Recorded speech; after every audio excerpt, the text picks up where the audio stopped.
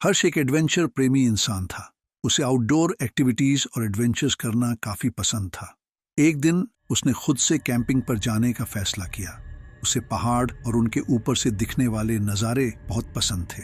हर्ष अब तक कैंपिंग पर कई बार गया था, पर सोलो कैंपिंग का ये उसका पहला अनुभव था।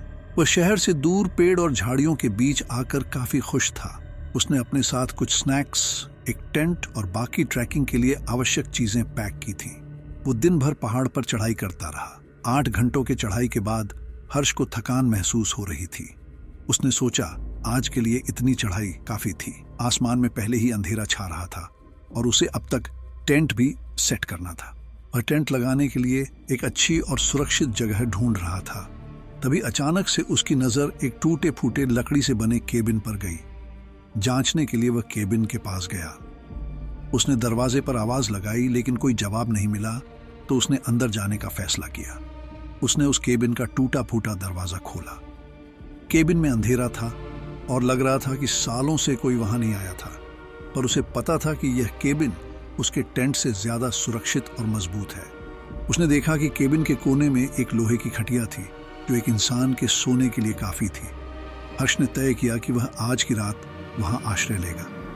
उसने सोचा कि अगर उस केबिन का मालिक वापस भी आया तो वह उसे अपनी बात समझा देगा, पर उसे यकीन था कि इस समय उस झोपड़े में कोई आना संभव नहीं था। वह आराम से खटिया पर लेट गया। सूरज अब ढल चुका था और बाहर अब पूरी तरह से अंधेरा हो चुका था। हर्ष उस अनजान केबिन में सोने की कोशिश कर रहा था। सोते समय वह कमरे में लगी पेंटिंग्स को देख रहा था। कमरे में बहुत अंधेरा था, इसलिए चित्रों को ठीक से देख पाना मुश्किल था, पर वह इतना देख सकता था कि उन पेंटिंग्स में अजीब दिखने वाले लोगों के पोर्ट्रेट्स थे जो उसे घूर रहे थे। हर एक के चेहरे एकदम अजीब और डरावने थे। कुछ देर बाद ट्रैकिंग की थकान हर्ष पर हावी हो गई और उसने उन चेहरों को नजरअंदाज किया और सो गया। अगली सुबह जब हर्ष जल्दी उठा तो उसने जो देखा उसे देखकर हैरान रह गया। घबराहट के मारे उसका शरीर ठंडा पड़ गया। उसकी सांस गले में अटक गई।